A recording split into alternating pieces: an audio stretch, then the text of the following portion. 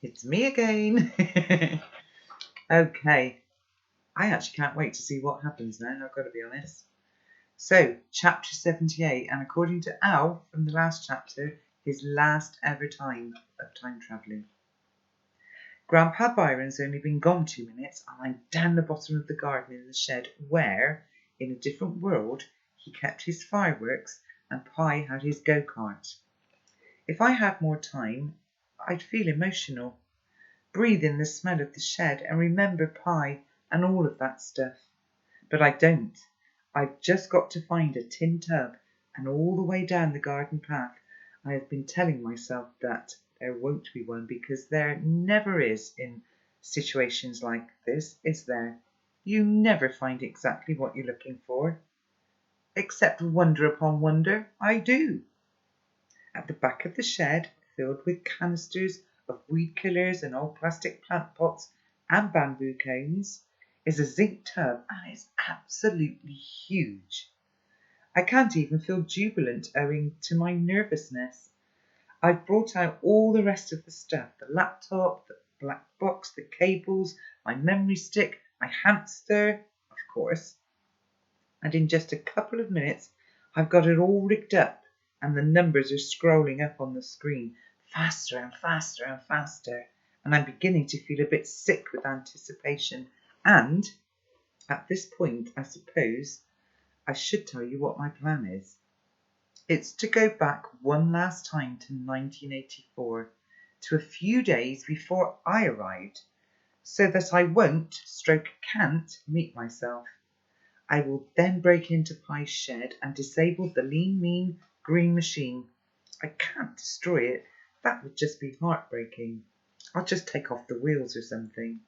And then, to be doubly sure, I'll go down to the slipway and move the stone and the supermarket trolley. Gosh, he has got a plan, hasn't he?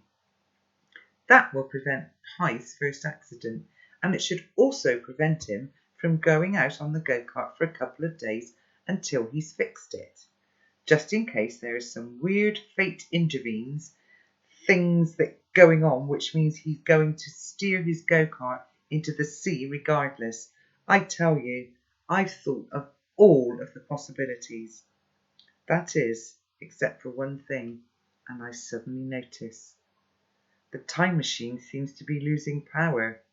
The numbers have stopped scrolling, and the blurry film that once formed a big bubble-like dome over the zinc tub now looks a bit like a wobbly liquid surface coming halfway up the sides of the tub.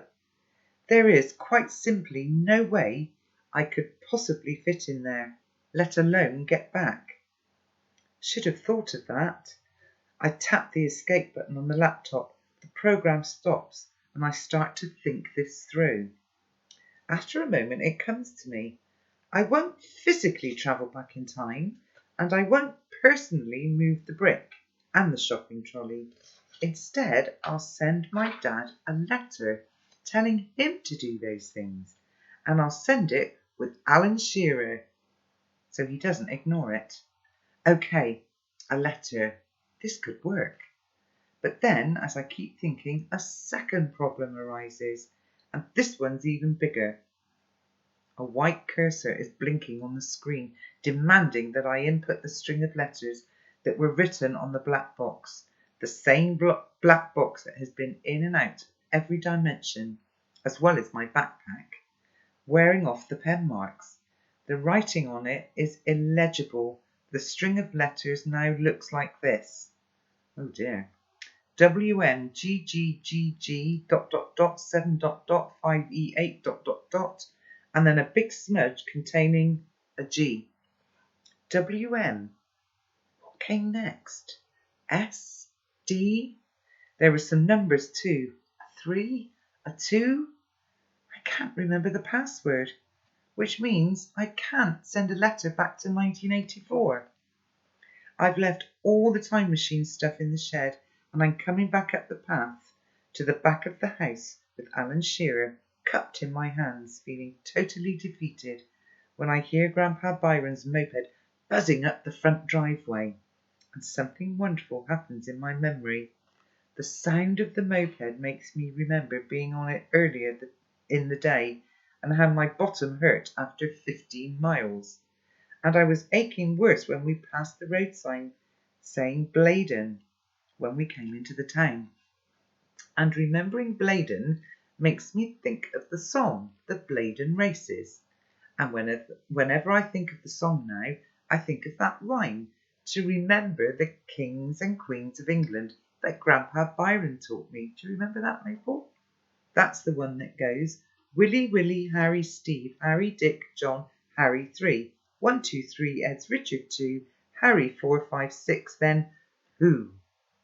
It was the 4 G's in the remaining smudged letters that made it click.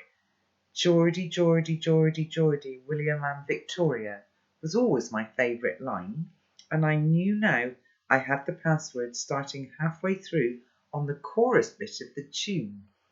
William and Mary, Anna, Gloria, Geordie, Geordie, Geordie, Geordie, William and Victoria. Edward 7's next, and then George the 5th in 1910. Edward 8, then George Liz 2nd, sorry. Charlie Wills and George, it's reckoned. In other words, WNAGGGGWV E7G5EHGL2CWG. Wow. Imagine I used to think of them as Grandpa Byron's memory tricks, like they were something trivial. Oh, and that was the end of that chapter. Wow, well, what a memory. I struggle with that, reading it from the book, let alone Al remembering it like that. Well done, Al. So we will leave it there, Maple, and we will catch up with chapter 79 on Monday. So have a lovely, lovely weekend. And then I can't believe it. It will be one more week till we're back at school and we can all be together again. So how lovely will that be? So take care, everyone. I will see you soon. Bye for now. Bye.